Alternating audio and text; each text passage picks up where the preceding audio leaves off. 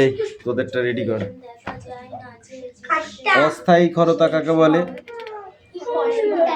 জলে ক্ষরতা সৃষ্টিকারী ক্যাটায়নগুলি ক্লোরাইড অথবা সালফেট লবণ উপস্থিত থাকলে স্থায়ী ক্ষরতার সৃষ্টি হয়। এই ধরনের ক্ষর জলকে স্থায়ী ক্ষরতা জলও বলে। এর উদাহরণ আছে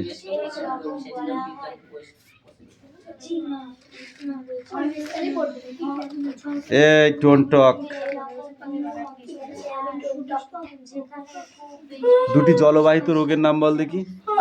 দুটি জলবাহিত রোগের নাম বল দেখি। কি ঠান্ডা? আর্সেনিক, আর্সেনিক দূষণ আর পারমাণবিক বা ব্লিচিং পাউডারের সঙ্গে অ্যালুমিনিয়ামের সালফার বা ক্লোরোফিল সালফারের মিশ্রণ রেখে দিলে অধিকাংশ অ্যাসিডের জৈন জলে তরল থিতিয়ে পড়ে। উপরে স্বচ্ছ জল ও পরিস্রাবণ করে অ্যাসিডিক জল পাওয়া যায়। এই যে আর্সেনিক দূষণ। এখানে কি আছে? কিছু নেই। ঠিক আছে? পা এরকম হয়ে যায়। ও আমার পা সুন্দর আছে। আমার পা সুন্দর। জলে ফ্লোরোক্লোরাইড দূষণের ক্ষতিকারক প্রভাব।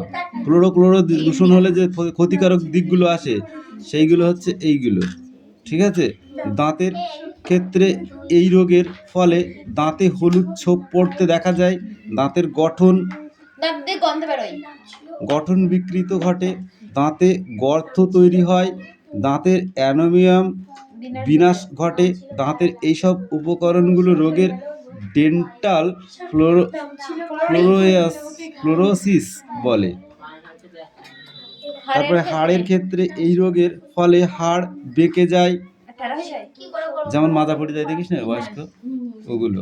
হাড় অপুষ্ট হয় এবং অনেক সময় পঙ্কুত্ব চলে আসে, মানে পড়ে যায়। ঠিক আছে? এইরকম দুটো বললেই হয়ে যাবে। শক্তি, ক্রিয়া, কার্য ক্ষমতা ও শক্তি। শক্তির ক্রিয়া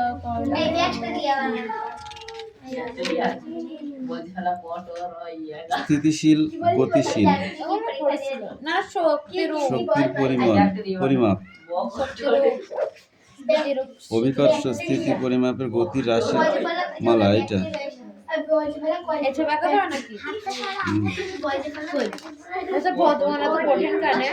বধুগানে এটা উচ্চারণটা কঠিন, এই জন্য। গতিশীল শক্তির উদাহরণ এই যে দেওয়া আছে। ঠিক আছে? এখানে পড়বি দুটো। বই নিয়ে সবাইকে বই নিয়ে আসতে হবে। এই যা তোরা ওইগুলোই পড়ে দেখ। ওখানে দেখতে বলেছি, বইটা দিতে বলেছি। কথা কম বল, কাজ বেশি কর। এখন টয়লেটে যাওয়া কোনো দরকার নেই, চুপ করে বসে থাক।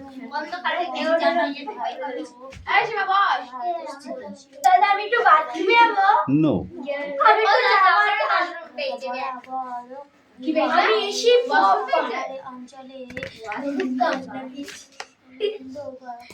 সমুদ্রের তলদেশে যে প্রাণীগুলো দেখা যায় তাদের ভেতরে দুটি প্রাণীর নাম বলো। গ্লোবাল আর এই তুই বাইরে চলে যা। ও দাঁড়াবে ওই বাইরে গিয়ে। কে বলেছে তোকে ওখানে দাঁড়াতে? তোর জায়গায় তুই দাঁড়া।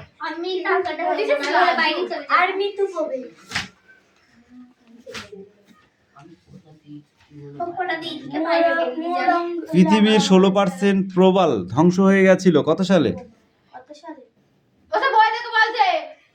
বইটা বন্ধ কর। 1988 সালে।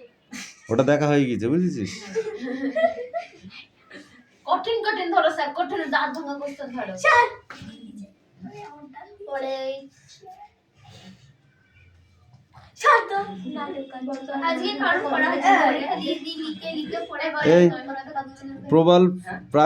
প্রবাল প্রাচীরে বাস করে এমন কয়েকটি প্রাণীর নাম বল। এই কথা বলছি কানে ঢুকছে না? নাই। প্রবাল প্রাচীরে বাস করে এমন কয়েকটি প্রাণীর নাম বল। মৌরলা মাছ আর কি? মোলাস্কা, ইকাইনোডোমাস্টা, স্পঞ্জ, ক্লাস্টোরিয়া ইত্যাদি। প্রবাল দ্বীপ কি তুই বল? প্রবাল দ্বীপটা কি জিনিস? কি প্রবাল দ্বীপ তো এমনি এমনি হয়নি, তো একটা কারণ আছে, সেটা কি? বল প্রবাল দ্বীপ কি? Speak out. কেন যায়নি মানে? তো তুই তো পড়ছিলি না, আমি তোকে বারবার জিজ্ঞাসা করলাম। তোকে আমি বারবার বললাম যে পড় পড়।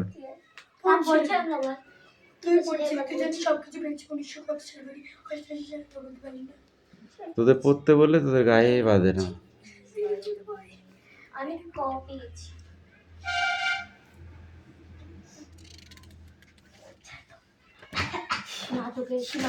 হিমবাহর গলনের ফলে যে জল পাওয়া যায় সেটা কি জল?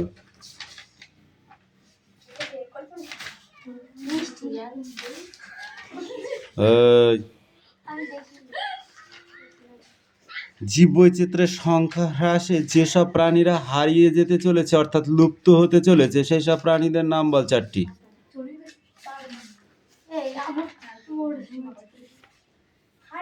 এই পড় আগে পড়, নাহলে দেখ তোদের কিরম পিটায়, দেখ রাত ভোর করে দেবো তোদের আজকে পড়ে।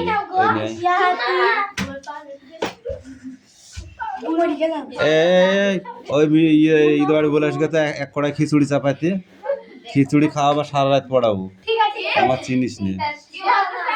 খিচুড়ি খাওয়াবো এক বাটি করে আর সারা রাত পড়াবো, না পারলে আচ্ছা করে পিটবো। না বাড়ি কোথায়? বাড়িটা কি এটা কি রাস্তা নাকি? বাড়ি নাই। এই খিচুড়িটা চাপাতে বলে তো।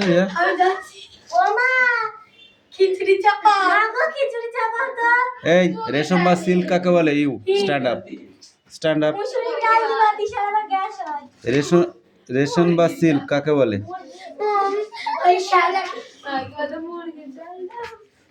বাজে কথা বল। রেশম বা সিল্ক কাকে বলে? শ্যাওলাকে রেশম বা সিল্ক বলে? এগুলো এক ধরনের শ্যাওলা, এদের গায়ে পিছল ভাবটা থাকে, খুব চকচক করে, ওগুলোকে জলে রেশম বা সিল্ক বলে। অপুষ্পক উদ্ভিদ কাকে বলে? Stand up. অপুষ্পক উদ্ভিদ কাকে বলে? বল। অপুষ্পক উদ্ভিদ জানিস না এখনো? সারা পৃথিবী জুড়ে রয়েছে, তুই বল। তুইও তো গরু।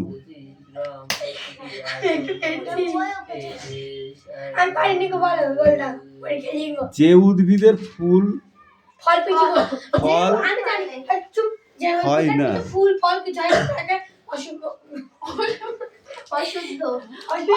এগুলোকে সাধারণত শ্যাওলা বলে।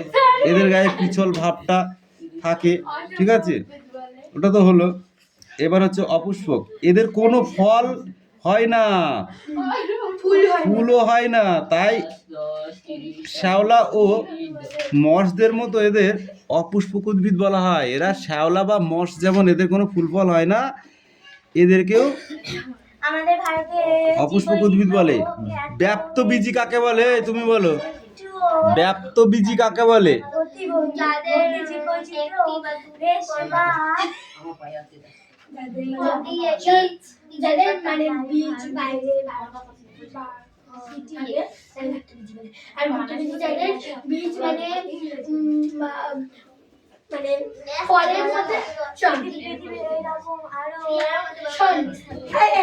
যেমন ফলের মধ্যে বীজ থাকে পাইনের, কিন্তু এরকম ফল নেই, বীজগুলো কেবল দেখা যায়, তাই এদেরকে ব্যক্তবীজী বলে। এমন কোনো ফল নেই যে ফলের বীজগুলো বাইরে থাকে আর ফলের রসটা ভেতরে থাকে, এমন কিছু আছে? নেই। কোনো কিছুতেই নেই, কোনো কিছুতেই নেই, তাদেরও চারিদিকে আবরণ দিয়ে ঢাকা থাকে। ঠিক আছে, ঢ্যাপ খেয়েছিস তোরা? ওই ঢ্যাপ আর ওই স্ট্রবেরির মধ্যে ডিফারেন্স কোথায় আছে আমাকে দেখাতে পারিস? না ওটা তো এটা ওই একরকম খেতে একই রকম জিনিস, খেতেও প্রায় একরকম। আমি কোথাও স্ট্রবেরি খাইনি আমি খাই হুম, ঢ্যাপ আর স্ট্রবেরি এক নয়, একদম সেম, সেম টু সেম। ওইটা তো স্বাদের পরিবর্তন একটুখানি আছে, এটাও মিষ্টি আছে, ওটাও মিষ্টি আছে। তুমি খাবা কাঁচাটা তো হবে কি করে? আরে ওই ঢ্যাপের সংক্রমণ ঘটিয়ে ওইটা তৈরি হয়েছে, আমার যতটা আইডিয়া, সংক্রমণ ঘটিয়ে। বল একবীজপত্রী কাকে বলে? গুপ্তবীজি কাকে বলে? গুপ্তবীজি, ব্যাপ্তবীজি এতক্ষণ হলো, এবার বলো গুপ্তবীজি কাকে বলে? তুই বলি মুখস্থ ছিল। আমাদের চেনা বেশিরভাগ গাছই তাদের বীজ ফলের মধ্যে লুকিয়ে রাখে, তাই এদেরকে গুপ্তবীজি বলে। ইংরেজিতে এদেরকে কি বলে? অ্যানজিওস্পার্ম। যেমন আম, জাম, কাঁঠাল, কুমড়ো, ধান, গম ইত্যাদি। দ্বিবীজপত্রী কাকে বলে? যাদের মানে আমি বলবো যাদের আমি নিজের ভাষায় বললাম, বউয়ের ভাষায় বলবো। হ্যাঁ বলো, তোমার ভাষায় বলো, বউর ভাষায় না বলো, বলো নিজের ভাষায় বলো। কি করে বুঝাবো দাদা? তুই বলি আমার ভাষায় বলবো, তা বল।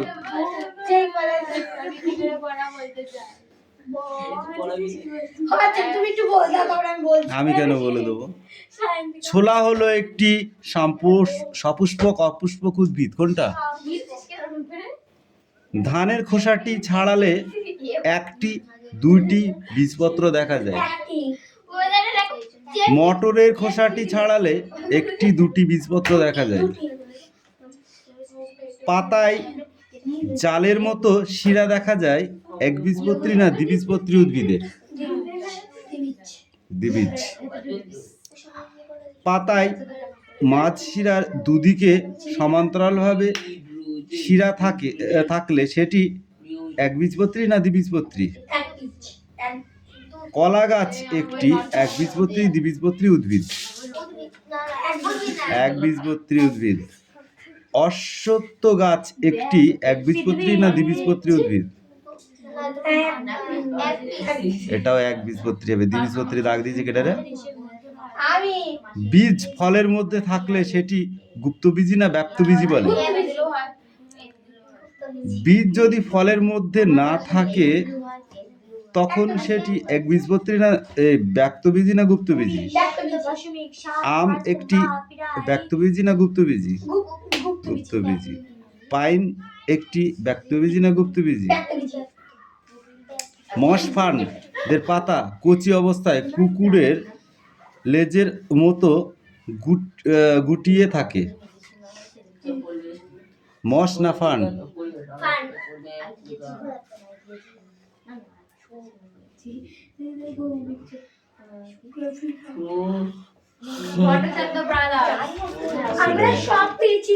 Sit down. হয়েছে তোর অঙ্ক হয়েছে? নিয়ে আয়, নিয়ে আয়, আমার কাছে নিয়ে আয়। তোমরা পাতাতে হবে না, অঙ্ক জীবনে হবে না, নিয়ে আসো খাতা নিয়ে আয়, বই নিয়ে আয়। এইটুকু জায়গায় এই অঙ্কটা হবে না।